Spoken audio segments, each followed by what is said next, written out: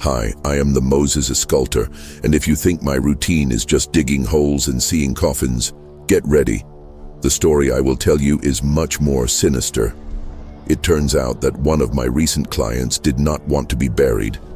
The necropolis elderly has come back, and now I need to unravel a secret that can lead me to madness or free me forever.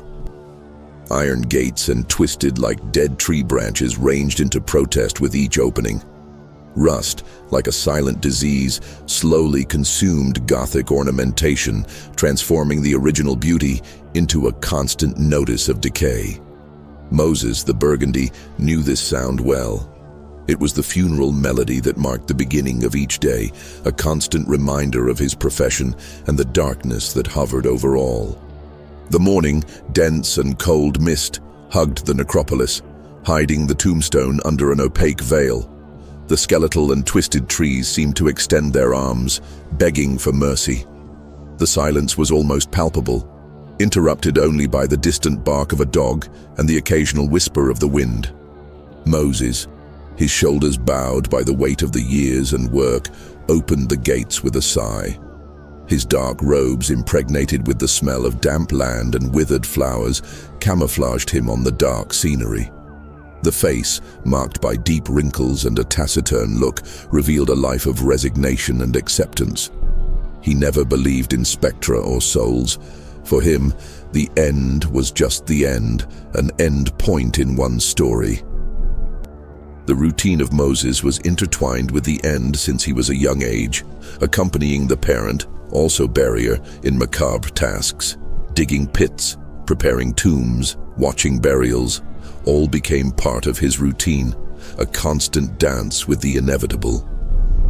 At first, fear and repulsion haunted him, but over time, familiarity anesthetized his feelings, turning the end into a mere work. The loss of his wife, Estella, had been the hardest blow. The disease had consumed her quickly, leaving an unbearable void in her life. The pain of absence had isolated him further, making him a living spectrum in his own necropolis. In the small tool shed, the smell of wet wood mixed with the strong aroma of the coffee. Moses sat alone, eating a cold sandwich and reviewing Estella's few belongings. A faded photo, a tissue scarf, a third. Loneliness was his constant companion, a silent ghost that followed him everywhere. At least here silence is not a threat, he thought, nibbling the dry bread. The noise of the funeral car engine broke the stillness of the afternoon. Moses watched the vehicle approach, raising a cloud of dust on the dirt path. Mrs. Selina, the newly failed, was about to join the other silent inhabitants of the necropolis. He only knew the story of the elderly, a lonely woman with a nearby family who had died in her home, surrounded only by memories and photographs. The routine, he thought, it's a journey with an inevitable end. While preparing the pit, digging with precision and efficiency, Moses observed the sky that was tinct with orange tones. His muscles hurt, but he continued, moved by an almost automatic force. The cold, wet earth stuck to his boots, connecting him to that place of eternal rest. A crow, landing on an old tombstone, noted Moses with bright and inquisitive eyes. The wind howled between the tombs, whispering unintelligible words. A strange feeling invaded him, an uncomfortable feeling that something was about to happen. He ignored, attributing to the tiredness and the melancholy atmosphere. Senora Selina's funeral was brief and discreet. Only a few distant relatives attended. The local priest, in a monotonous voice, recited prayers that were soon lost in the wind. Moses observed those people, trying to imagine the life of the elderly. Who were his friends? What were your dreams? What secrets did you keep in your heart? The dark wooden coffin, adorned with artificial flowers, slowly descended to the grave. Moses felt a tightness in his chest, a twinge of empathy for her loneliness. The cold, dark land covered the coffin, forever sealing the fate of Mrs. Selina. Suddenly a strong wind blew, spreading dry leaves over the tomb. The leaves, like ghosts' dancers, spinned around the grave, creating a sinister scene. Moses felt a chill in his spine and looked at the sky, which quickly darkened. Time changed, announcing a cold and stormy night. The silent burial was over, but something seemed to want to start. Raimundo, the gardener of the necropolis, was an elderly and speaking man with his face marked by the sun and accumulated wisdom. He took care of the gardens carefully. He, pruning his rose trees, watered the flowers and cleaned the tombstones. Raimundo was a well of superstitions and spectra stories. This Lady Selina has a different energy. I feel something is not right, he said, worried. Moses rolled his eyes, used to Raimundo's narratives. Why, she was just a lady who passed away. There's nothing supernatural in that. You are very skeptical, Moses, said Raimundo. You have to respect the deceased. They can take revenge if they are disturbed. Moses laughed, discarding the gardener's words as nonsense.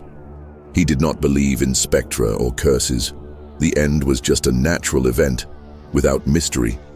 At dusk, Moses locked the necropolis gates, checking each lock carefully.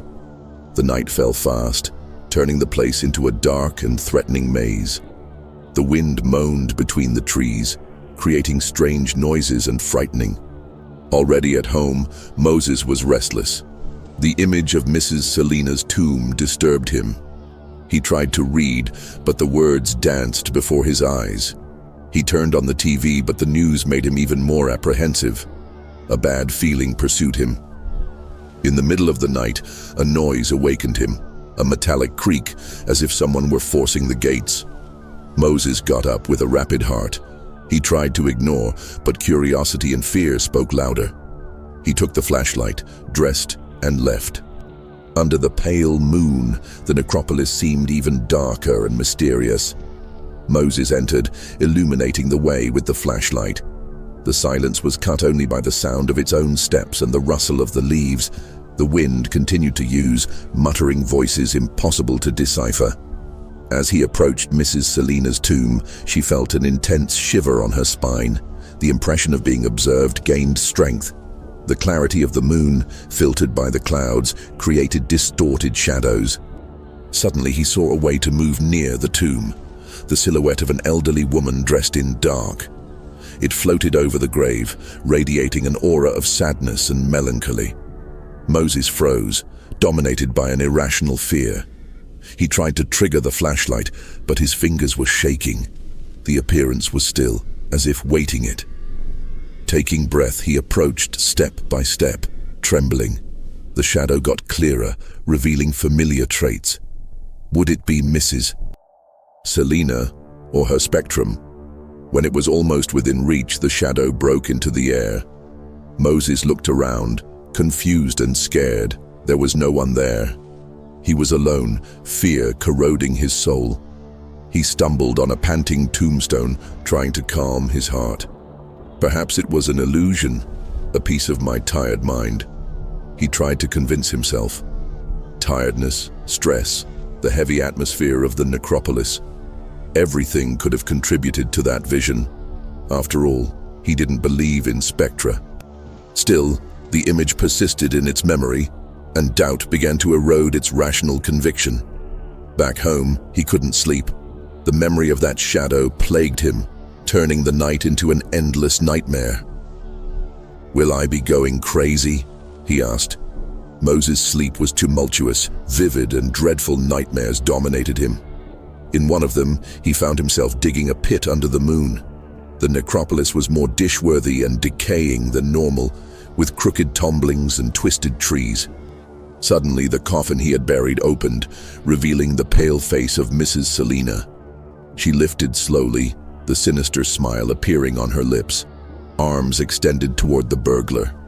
He was trying to escape, but his feet looked glued to the floor. The icy breath of the elderly burned his face as she whispered incomprehensible words, an evil mantra that throbbed in her mind. He awakened, panting, sweaty, his heart beating unmold. The room was dark and quiet, but the sensation of presence persisted. That nightmare will shake your confidence in reality. The next morning, Moses returned to the necropolis, exhausted and apprehensive. I needed to check the tomb of Mrs. Selina to ensure that everything remained in order. Upon arriving, he noticed something strange. A withered flower, unlike the others, was resting on the tombstone. It seemed to have been left recently, as it still exuded a light perfume. Who put it there, and why? He thought. The feeling of being watched has taken over again, paralyzing him. He took a deep breath, trying to keep calm. I needed to understand what was happening before it was late. Unable to contain the fears, Moses decided to open up with someone who could understand. Raimundo, with his beliefs in souls and spectra, seemed the obvious choice.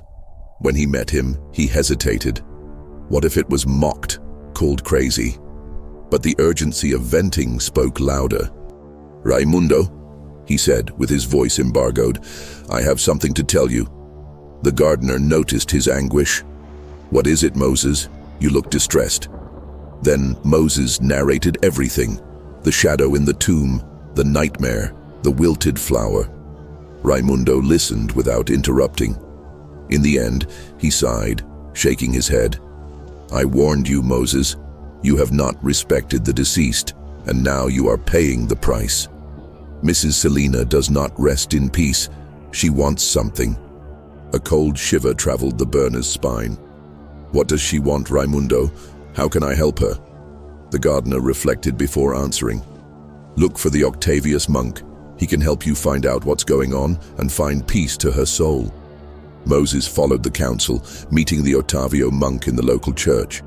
He was a middle-aged man, kind face and serene look. Moses reported every detail. Octavius heard carefully, but showed some skepticism.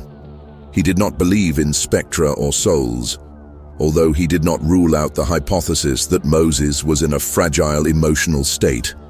"I understand your torment, Moses, but I believe everything is the result of your imagination. You are tired, stressed, lonely. You need to rest and take care of mental health." The frustration took over. Moses wanted more understanding. "Monk, I know what I saw. I'm not crazy. She's haunting me." Octavius sighed. "I can't help you but pray. I can bless Mrs. Selina's tomb so that her soul finds peace. Although I don't believe in appearances, I can at least offer comfort." Contrary, but without alternatives, Moses accepted. I needed any help, even if symbolic. Still, he decided to investigate on his own. Who was really Mrs. Selina, and why would she be attached to the necropolis? The next day, he went to the city's registry in search of records of the deceased. He found the death certificate, the birth and other documents that told fragments of a mysterious history. Mrs. Selina was rich, lonely, never married, had no children, lived in an old house, surrounded by books and memories. No close relative, few friends. He also found an old lawsuit highlighting a dispute with a neighbor for a dividing fence. A fight that lasted years, generating bitterness among families. It seemed to be on the right trail, for that dispute could be the root of haunting. In possession of the documents, Moses began to talk to the older residents in search of clues. Many were reluctant to speak. She was a secluded and almost legendary figure. But gradually, dark stories began to emerge. Rumors of a hidden treasure, a forbidden romance, a betrayal. Lady Selina's family would have dubiously enriched, exploring land and deceiving peasants. That fortune was cursed, bringing misfortune and suffering to all the descendants. One resident quoted a missing family member, a relic passed from generation to generation. They said that the elderly woman never took him out of her neck, and the disappearance of the object was still without explanation. Now Moses felt that he came close to the truth. The family secrets would explain the haunt. He needed to find such a medallion and reveal what happened to him. Moved by this determination, Moses returned to the necropolis at night, bringing a shovel and a flashlight. The sharp wind whistled between the tombs, and the shadows danced under the lunar light, making the place even more terrifying. As he approached Mrs. Selina's tomb, she immediately realized her presence. A sharp cold traveled her bones. She was observed, and the trees seemed to whisper. Suddenly, the elderly woman emerged before him, more solid and disturbing than before. She tried to convey something, but there was no sound. After the eye, he pointed to a corner of the necropolis, near a twisted tree. Moses understood. She wanted him to crash there. Even Tremendous obeyed.